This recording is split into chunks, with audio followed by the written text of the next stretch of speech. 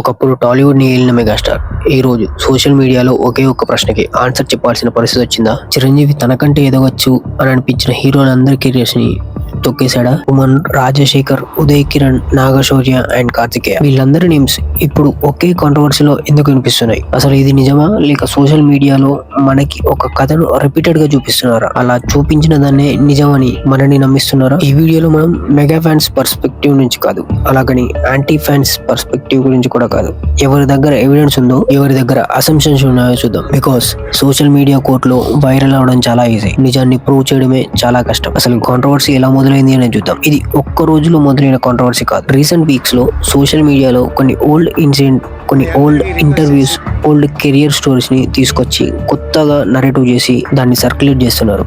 అదే ఇప్పుడు ట్రెండ్ గా మారింది. కానీ ఆ నరేటివ్ ఏంటి?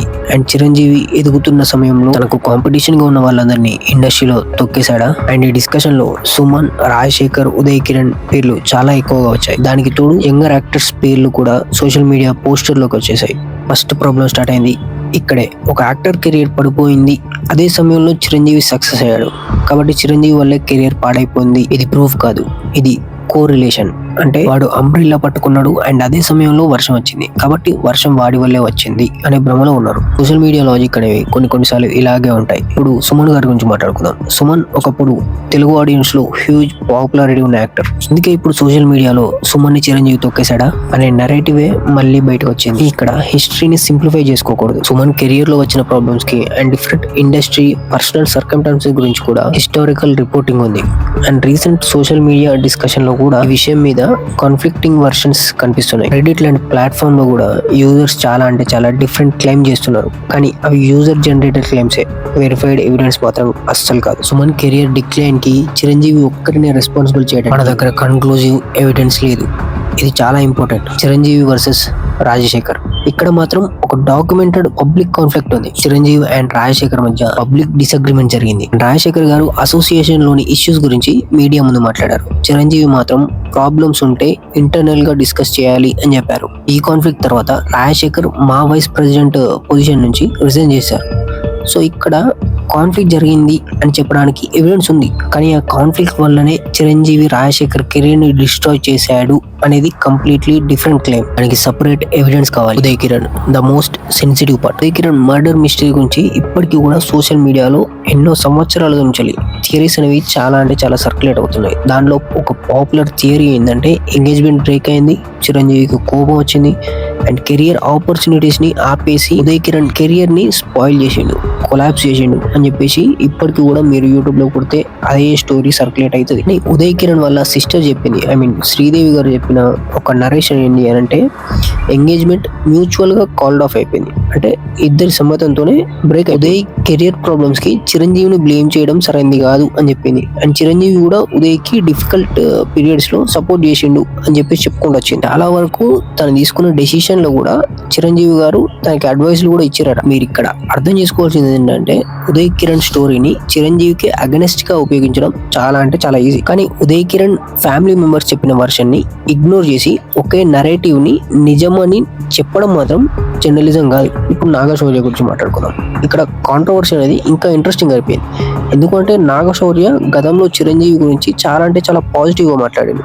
రికార్డ్స్ కూడా ఉన్నాయి. 2018లో శౌర్య తన కెరియర్ కి చిరంజీవి ఇన్స్పిరేషన్ అని చెప్పేసి పబ్లిక్ గా స్టేట్మెంట్ ఇచ్చాడు. బట్ ఇప్పుడున్న సోషల్ మీడియా నరేటివ్ లో మాత్రం ఆయన పేరు కూడా చిరంజీవి లిస్ట్ లో యాడ్ అయిపోయింది. అండ్ చిరంజీవి నాగశౌర్యని కూడా తొక్కేసిండు. స్టేట్మెంట్స్ సర్క్యులేట్ అవుతున్నాయి. నాదో క్వశ్చన్ ఉంది.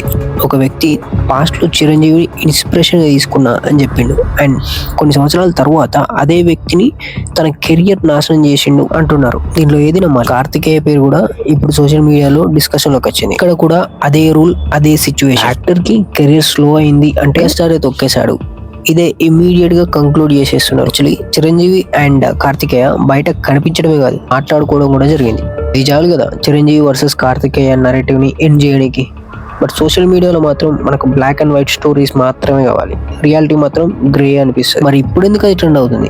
అసలు ఇంట్రెస్టింగ్ క్వశ్చన్ ఏంది అని అంటే చిరంజీవి బర్త్డే అనేది August 22. ఇది అందరికీ తెలిసిన ముచ్చట్నే. బర్త్డేకి ముందు నుంచెల్లే కాంట్రవర్సీ అనేది సోషల్ మీడియాలో సర్క్యులేట్ అవుతుంది. అండ్ ఆ బర్త్డే కవరింగ్ మొత్తం ఈ డిబేట్ తో ఓవర్లాప్ అయిపోయింది. అంటే ఒక సైడ్ మెగాస్టార్ లెగసీ, ఇంకోవైపు మెగాస్టార్ కాంట్రవర్సీ. రెండు చాలా అన్నట్టు మెగాస్టార్ ఫ్యాన్స్ కౌంటర్.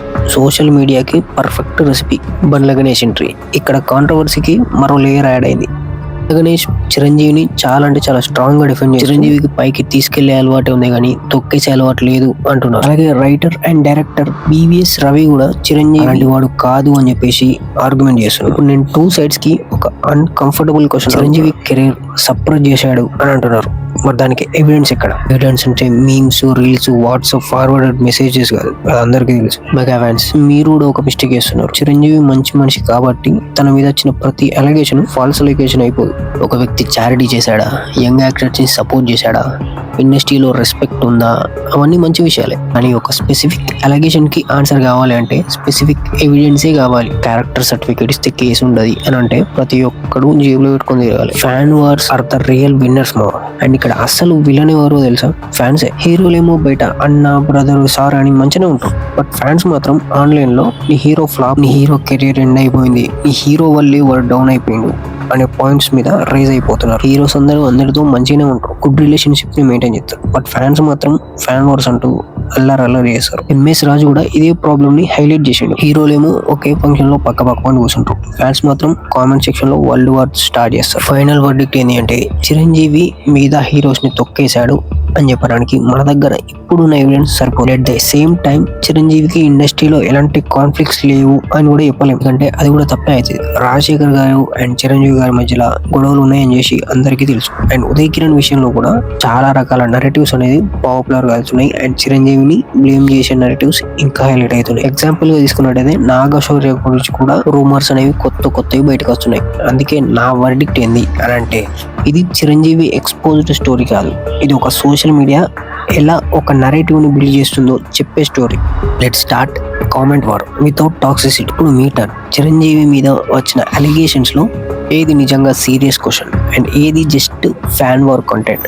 మీరు చిరంజీవి ఫ్యాన్ అయినా యాంటీ ఫ్యాన్ అయినా సరే ఒకే రూల్, ఎవిడెన్స్ తో మాట్లాడండి. కామెంట్ సెక్షన్ లో మీ ఒపీనియన్ చెప్పండి, కానీ హీరో కోసం హిస్టరీని ఎడిట్ చేయకండి. ఇంటి హీరోస్ కోసం రూమర్స్ ని ఫ్యాక్ట్ లెక్క చెప్పకండి. బికాస్ సినిమాలో డైరెక్టర్ స్టోరీని రెడీ చేస్తాడు, బట్ సోషల్ మీడియాలో మాత్రం ఫ్యాన్ స్టోరీని రెడీ చేస్తాడు. అండ్ ఆ కామెంట్ సెక్షన్ ప్లాట్ఫామ్ ని షేక్ చేస్తుంది.